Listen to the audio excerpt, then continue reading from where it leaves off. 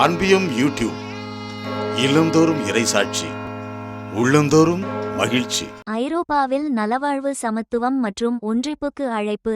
திருத்தந்தை தனது உரையில் நல்ல சமாரியரின் உவமையை மேற்கோள் காட்டி மற்றவர்கள் மீதும், குறிப்பாக ஒடுக்கப்பட்ட மற்றும் துயருறும் மக்கள் மீதும் தங்களுக்குள்ள பொறுப்பை உணர்ந்து கொள்ளுமாறு பங்கேற்பாளர்களை கேட்டுக்கொண்டார்.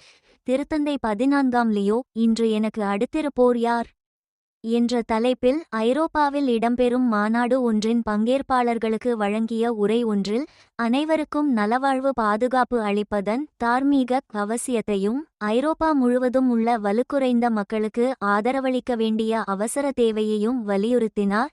திருத்தந்தை 14ஆம் லியோ மார்ச் 18 புதன்கிழமையன்று வத்திகானின் திருத்தந்தை புனித 6ஆம் பவுலரங்கில் இந்த மாநாட்டின் பங்கேற்பாளர்களை சந்தித்தபோது இவ்வாறு வலியுறுத்திய திருத்தந்தை ஐரோப்பாவில் நலவாழ்வு, சமத்துவம் மற்றும் ஒன்றிப்பு நிலவிடவும் அழைப்பு விடுத்தார்.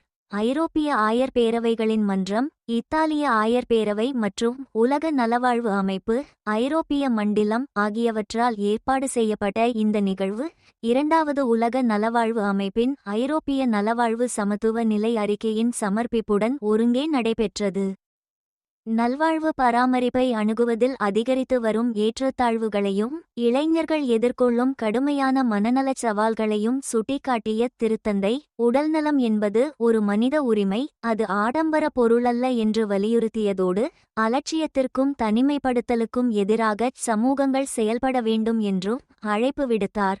நல்ல சமாரியரின் உவமையை மேற்கோள் காட்டி மற்றவர்கள் மீதும், குறிப்பாக ஒடுக்கப்பட்ட மற்றும் துயருறும் மக்கள் மீதும் தங்களுக்குள்ள பொறுப்பை உணர்ந்து கொள்ளுமாறு பங்கேற்பாளர்களை கேட்டுக்கொண்டார். திருத்தந்தை இறுதியாக உடன்பிறந்த உறவு, ஒருமைப்பாடு மற்றும் நீதியை மேம்படுத்துவதில் திரு-அவையின் பங்கை மீண்டும் உறுதிப்படுத்திய திருத்தந்தை, பொது நன்மைக்கான சேவையில் நல்ல சமாரியரின் மனப்பான்மையை கடைபிடிக்குமாறு கிறிஸ்தவர்களுக்கு வேண்டுகோள் விடுத்து தனது உரையை நிறைவு செய்தார். இந்த அன்பியம் யூடியூப் சேனலை நீங்கள் ஷேர் பண்ணுங்க, சப்ஸ்கிரைப் பண்ணுங்க, லைக் பண்ணுங்க. Wish you all the best.